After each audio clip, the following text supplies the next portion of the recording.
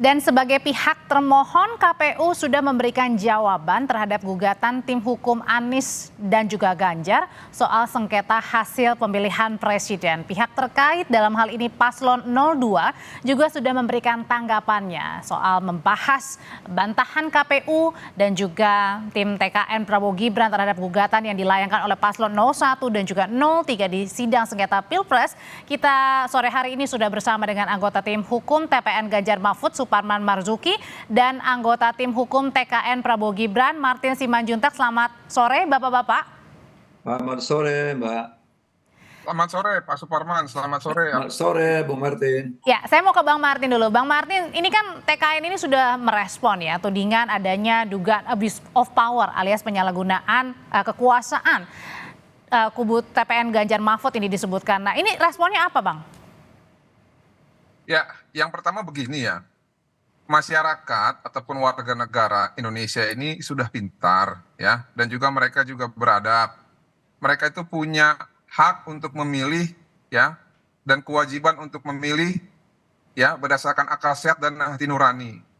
Nah, kalau misalkan ada yang pernah menuduh seluruh masyarakat Indonesia yang jumlahnya 58% lebih itu memilih karena ditekan oleh kekuasaan, maka ya yang menuduh itu harus dapat membuktikan sesuai dengan asas hukum actori incubit probatio ya.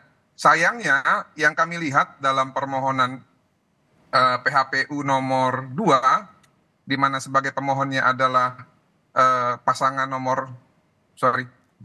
Bapak Ganjar Pranowo dan juga Mahfud MD yang diwakili oleh penasihat hukumnya, semua tuduhan-tuduhan itu sifatnya naratif ataupun hanya berdasarkan narasi tanpa pembuktian yang jelas.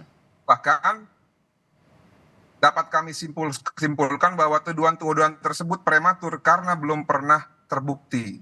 Oleh karena itu, ya hari ini kami sudah menjawab ya, baik permohonan nomor 1 maupun nomor 2, yang pada intinya pertama, Mahkamah Konstitusi diberikan kewenangan yang limitatif ya. Yang pertama bahwa Mahkamah Konstitusi ini hanya bisa memeriksa dan mengadili terkait selisih suara. Nah, itu tadi saya bilang tadi bahwa harus bisa dibuktikan berapa selisih suaranya, di mana dan juga kapan itu terjadi. Soal pembuktian dan cuma hanya narasi, Bang. Kalau gitu saya langsung tanyakan ya, karena sudah ada tim dari Ganjar Mahfud. Mas Suparman, ini ditanyakan sama tim hukum Paslon 02. Ini cuma narasi aja, nggak ada pembuktiannya. Apalagi soal abuse of power. Iya, ini kan sidang permulaan ya. Biasa begitu. Di awal persidangan itu baru tahap permulaan. Tahap permulaan itu ini kan belum masuk tahap pembuktian. Itu ada nanti waktunya pembuktian itu. Jadi apa yang disampaikan oleh kuasa hukum 01 dan terutama yang kami wakili 03 dan apa juga yang dijawab oleh tim kuasa hukum 03 itu memang baru di awal. Jadi belum masuk ke tahap pembuktian. Artinya ada pembuktian yang sudah disiapkan gitu ya? Iya pasti, karena memang prosedurnya begitu Mbak. Prosedurnya itu nanti akan sampai pada tahap pembuktian. Menghadirkan saksi fakta, menghadirkan dokumen-dokumen, menghadirkan ahli, menghadirkan petunjuk-petunjuk. Itu kan alat-alat buktinya. Itu nanti itu ada waktunya sendiri. Belum waktunya. Belum waktunya Bang Martin. Ya, kami menunggu nanti di tahapan proses persidangan selanjutnya. Namun ya, dari yang kami baca seperti contoh penggunaan bansos yang tidak ada kaitannya dengan kami. Padahal kewajiban negara lah yang mewajibkan melalui konstitusi kita untuk ya memperhatikan fakir miskin. Dan ini juga semua sudah teranggarkan dan juga disetujui oleh DPR. Memang implementasinya itu dilakukan bertepatan dengan pemilu ya, ataupun bertepatan dengan dekatnya dengan jadwal pemilu.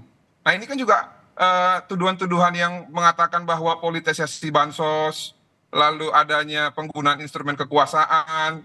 Ini kan jadi maksudnya Bang Martin ini bukan disengaja, artinya hanya kebetulan? Itu kan sudah dianggarkan, Audrey, ya. Di mana salahnya pemerintah menjalankan amanat konstitusi, amanat undang-undang yang sudah disetujui oleh DPR, ya di mana salahnya? Apalagi kemarin sempat ada badai El Nino yang terdampak pada hasil ataupun dalam Oke. tahap agriculture kita ataupun pertanian gitu loh, ya. Oke, kalau gitu sebenarnya Mas Suparman, apa sih sebenarnya ingin ditampilkan ya oleh tim hukum dari Ganjar Mahfud ini soal tadi adanya abuse of power, penyalahgunaan kekuasaan atau wewenang. Tadi juga dibilang ini sebenarnya bukan, ya memang ada dalam anggarannya yang disebutkan dari 02. Apa sebenarnya yang ingin dibuktikan ke publik? Iya, pemilu ini kan satu rangkaian proses. Bukan hanya ketika kita melakukan pencoblosan, tapi ada namanya pra-pemilu, pelaksanaan pemilu, dan pasca pemilu. Nah, di dalam rangkaian itu semua, negara, dalam hal ini pemerintah, yang dipresentasikan oleh Presiden Joko Widodo, menjalankan satu proyek pemerintah yang memang sudah ditetapkan dalam APBN. Dalam konteks itu tidak ada soal ya. Dia masuk APBN dan itu diperlu. Tapi kan ada ketentuan-ketentuan aturan pelaksanaannya di Kementerian Sosial. Bansos itu kapan harus diberikan, jumlahnya berapa, dan itu sudah ada by name, by address, siapa yang berhak menerima dan seterusnya. Siapa leading sektor yang akan membagikan, itu sudah ada protokolnya, semua itu diatur. Tetapi dalam pelaksanaannya kuat sekali indikasi bahwa Presiden Joko Widodo mengambil posisi yang membagikan bansos itu berpihak kepada paslon 02, sudah terang-terang itu. Nah, itu yang diuntungkan. Memang belum tentu 02 pasangan Gibran dan Pak Prabowo yang melakukannya atau timnya. Kita tidak sampai ke situ. Tapi ini dilakukan oleh institusi negara langsung. Langsung institusi negara memanfaatkan uang rakyat, uang APBN. Makanya di situ apakah benar disebutkan TSM-nya itu terstruktur, sistematis, dan masif? Gini, itu nanti kan akan dibuktikan bahwa yang menjadi poin dari 03 dan saya dengar juga poin dari 01 itu ada penyalahgunaan wewenang, ada penyalahgunaan kekuasaan yang sifatnya TSM. TSM itu bukan alamatnya untuk konsep tentang perselisihan pemilu, tetapi TSM dalam konteks penyalahgunaan wewenang. Nanti proses pembuktiannya akan kita jalani. Itu. Bang Martin, itu TSM-nya nanti pembuktiannya akan dijalanin, bukan soal perselisihan hasil pemilunya atau hasil penghitungannya, tapi juga terstruktur, sistematis, dan masifnya ini soal penyelenggara negara yang ikut campur. Ya, oleh karena itu dalam jawaban kami, ya khususnya pada poin eksepsi, kami menyampaikan bahwa permohonan ini salah alamat, ya. Kenapa? Karena sudah ada kewenangan lain yang harusnya mengatur itu, yaitu di Bawaslu berdasarkan Undang-Undang Pemilu tahun 2017. Nah, apa sih sebenarnya kewenangannya MK? Mungkin sudah ada laporan tapi nggak ditanggapi dari Bawaslu mungkin, Bang. Ya itu soal lain. Tapi kan ini kita berbicara mengenai hukum acara. Kita berbicara mengenai kewenangan lembaga untuk mengadili. Nah, kalau misalkan kita sudah ada norma hukumnya, ada hukum acaranya, tidak kita patuhi, nanti negara kita ini jadi tidak ada kepastian hukum. Karena begini, Audrey, ya. Waktu kita untuk menyelesaikan sengketa di Mahkamah Konstitusi ini hanya 14 hari. Bayangin, kalau semua permasalahan ya, tuduhan-tuduhan yang sifatnya naratif, nepotisme, lalu tindak pidana, lalu terstruktur masif dan sistematis, segala macam dibawa ke MK yang MK tidak punya kewenangan untuk mengadilinya, dibatasi oleh undang-undang, kapan mau selesainya kita bernegara yang baik gitu loh. Ya, itu aja sih jawabannya kalau menurut saya. Terima kasih. Oke, karena selain itu juga dari Komisi Pemilihan Umum tadi ini juga meminta MK untuk menolak gugatan karena gugatannya ini mengada-ngada dan menanyakan mana penghitungan suara hasil pemilu versi pihak pemohon 01 dan juga 03. Lalu gimana kelanjutan dari gugatan PHPU ini, kami akan bahas, tetaplah bersama kami di Kompas Petang. Dalam sidang sengketa Pilpres, Saudara, KPU menolak menjawab tuduhan dugaan adanya abuse of power di Pilpres 2024. KPU beralasan itu kewenangan pemerintah, bukan Komisi Pemilihan Umum. Tidak memiliki kewenangan untuk menanggapinya.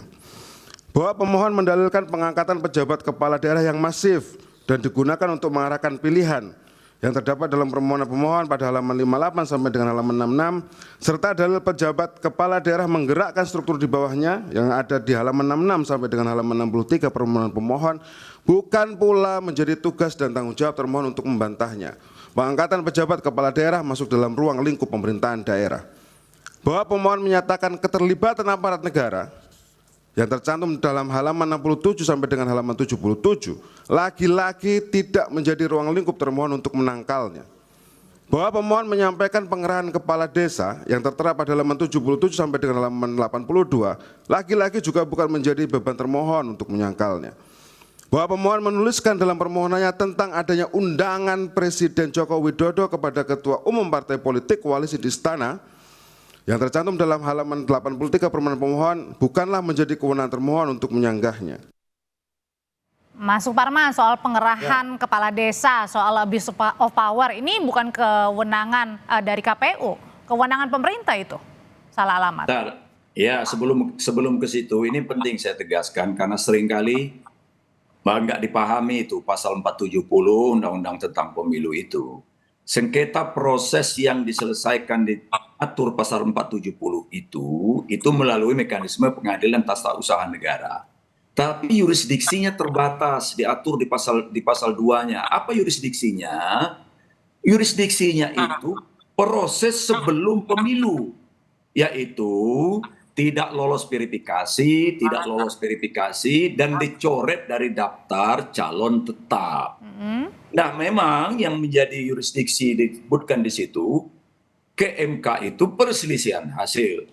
Artinya apa, Mbak? Sebentar. Artinya apa? Tidak ada ruang tidak ada kekosongan hukum di dalam menyelesaikan perselisihan proses yang tidak dijalankan dengan fair. Prosedur pemilu yang dilanggar. Saya mohon ini para pihak mencermati betul di pasal 470 sampai 475 itu ya, biar nggak salah interpretasi. Nah, di dalam konteks proses yang tidak fair, yang mencakup di dalamnya adalah abuse of power itu tadi, di sini nggak ada diatur. Maka alamat gugatannya tentu ke Mahkamah Konstitusi.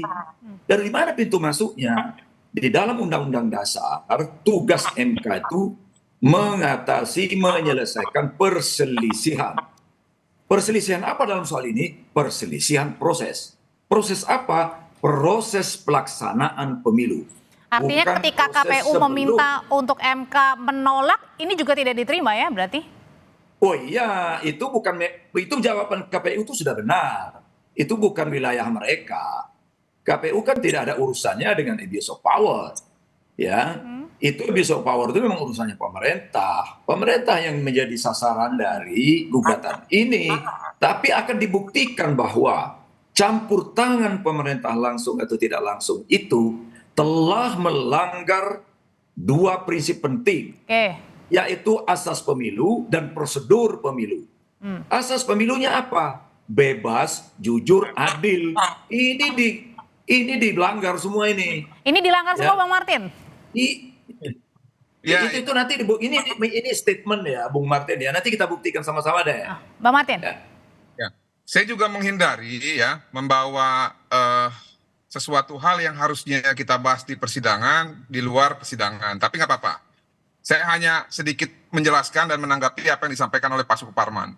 Di Undang-Undang Pemilu 2017 itu jelas TSM itu ranahnya Bawaslu. Lalu itu juga diakomodir dalam putusan MK 2019 ketika Bapak Prabowo Subianto pun kalah dengan dalil TSM. Nah, ini pun juga sama dalam kutipan pertimbangan itu ya, yang dimaksud TSM itu bukan ranah Mahkamah Konstitusi untuk mengadili dan meriksa. Nah, itu juga ada di peraturan Mahkamah Konstitusi tahun 2023. Tapi ginilah intinya ya, saya juga bukan ingin membatasi ruang sebagai sesama praktisi untuk menafsir. Namun kalau dibilang tadi ada kekosongan undang-undang, menurut kami sudah diatur. Makanya kami dalam jawaban kami itu dengan jelas dan tegas mengatakan bahwa permintaan ataupun permohonan tersebut haruslah tidak dapat diterima ataupun ditolak karena bukan merupakan kewenangan dari Mahkamah Konstitusi. Nah, tadi terkait abuse of power ya. Saya melihat justru ya. Baik, singkat Bang Martin. Kalau kita lihat seperti contoh di Jawa Tengah, itu pernah ada ya di salah satu rumah sakit itu ASN bahkan dimintai uang untuk sebagai dukungan terhadap paslon tertentu. Jadi kalau kita berbicara kecurangan, Oke. kita berbicara pengerahan, ini dugaannya itu ada di semua pihak gitu Baik, ya. Jadi baik. tidak adil kalau misalkan kita menuduh ada hubungan 02 dengan pemerintah, ada hubungan Baik. 03 dengan pemerintah. Karena faktanya Pak Prabowo Subianto itu sudah maju sebagai Oke. Capres dan Cawapres itu dari tahun 2009. Pengenalan masyarakat akan beliau itu sudah sangat tinggi. Oke. Ya, modal Dan selamanya artinya sudah gugatan dapat. PHPU diterima atau enggak ini merupakan kewenangan dari Mahkamah Konstitusi. Terima kasih. Tidak heran apabila masyarakat itu mengingat dan memilih Pak Prabowo Subianto di tahun 2024 ya yang berpasangan dengan Mas Gibran yang dianggap sebagai tokoh muda yang spektakuler sehingga mendapatkan suara 58%. Jadi tidak elok rasanya apabila permohonan 03 itu menolkan ataupun menihilkan perolehan suara 02.